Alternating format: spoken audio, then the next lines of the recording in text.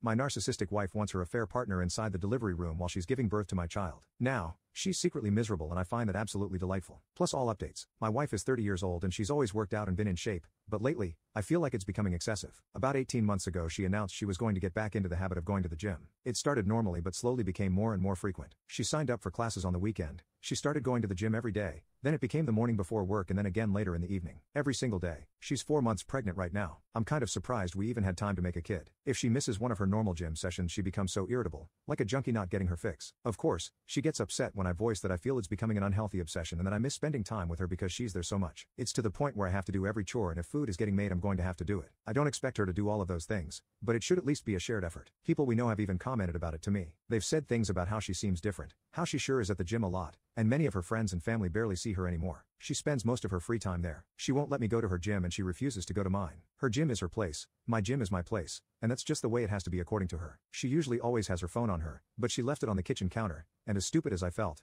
I decided to do a quick swipe through her texts. She had a current text conversation going on with a guy. I wasn't too terribly concerned until I started reading the texts. Never wanted to know what the guy's dick looked like, but I know now. I was furious. I asked her what the F that conversation was about. She started yelling at me for looking at her phone. I told her she was acting so weird and the gym obsession was bothering me, so I just decided to look, and was ashamed that I did, but that's why I thought I'd find nothing at all. She said it's nothing. It's nothing. I wanted to know if she's been effing him. For how long? She kept saying no. I left the house because I was so furious, but not before I slammed her phone on the ground and shattered it. After that day, my wife asked me to stay home from work so we could talk. She laid in bed all day yesterday trying to get me to feel sorry for her, but I paid absolutely no attention to her and ended up leaving the house to go to my family's Super Bowl party. She kept texting me things like, "Who just leaves like that? When something like this is happening, who is that cold and callous that they just leave to go to a party?" I went back home to talk to her and she was full of tears, saying she was so sorry. According to her, she goes to the gym twice a day because she likes going there. That's where her friends are, makes her feel good, and it's fun for her. She met this guy there and he started flirting with her. She admitted that she flirted back but didn't mean anything by it. She didn't reciprocate very much at first, but he gave her butterflies and she just found herself flirting back without thinking. She said it felt like she had a crush on somebody when she was in school when she was younger. At first, it was just friendly and nothing sexual for several months, but she'd feel giddy every time she got a message from him. She was really attracted to him but told him that she was married and there could never actually be anything between them. According to her, he kept flirting with her anyway and said sure, we won't cross the line. Until they did cross the line. She said she had tried to resist it for a while, but then one day they kissed. She admitted to enjoying it but also feeling that it was wrong. She must not have felt that bad because she slept with him for the first time later that night. She described it as falling in love with somebody for the first time. All she could think about was him. He always uses a condom so she doesn't think it's his baby, but they were sleeping together at the time she got pregnant. She doesn't know if she loves him and she doesn't know if the baby is mine.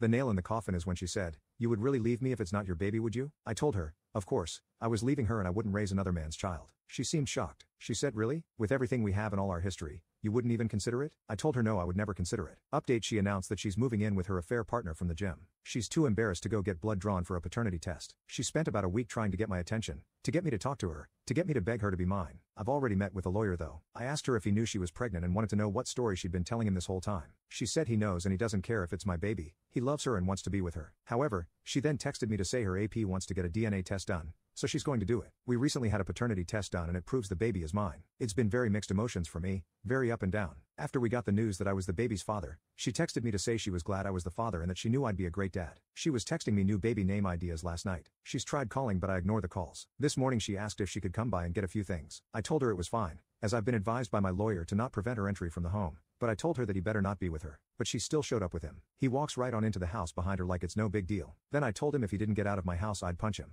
I got mad and asked her why she brought him along. She said he talked her into coming and she's sorry and never meant for any of this to happen, but she's in love with him now. I just walked up to him and punched him. He stumped back and fell into a table. She yelled what the F, and ran over to him. He deserved it and it wouldn't have happened had he just left like I told him to. Several hours later she texted me to say she was sorry about today. He meant what he said and he's a good guy and he cares about her and he respects me. Does he respect me? He was screwing my wife in the gym locker room. She said, "Fine. I'm trying to have a mature conversation about this. I can't help that we fell in love. Believe it or not, I'm not trying to hurt you and I want everything to be amicable." Months later, I told her I should be in the delivery room, not him. After everything she's done, she owes me that. It's not his baby. He has no right or reason to be there. I will not be the one waiting outside when my kid is being born. She said yeah, she agreed and she never planned to have him in there with her. I asked her if she'd told him that and she said no. I told her to tell him he'll have no part in it. Well, she told him and he didn't like that and he started trying to convince her why he should be there. The next thing I know she's telling me that he wants to be there and she's the one giving birth so she should be able to say who she wants there and she wants him there. I suppose he'll start making name suggestions soon and we'll try to overrule names we've picked out for our future kids for years. We've talked a little bit and she told me I can have our house and the dog in our divorce. She told her family that we've split up and that she's with this other guy now. Her sister reached out to me to say how sorry she was. Her sister is a dumbass, that sort of thing. She told me that my wife was complaining about her AP.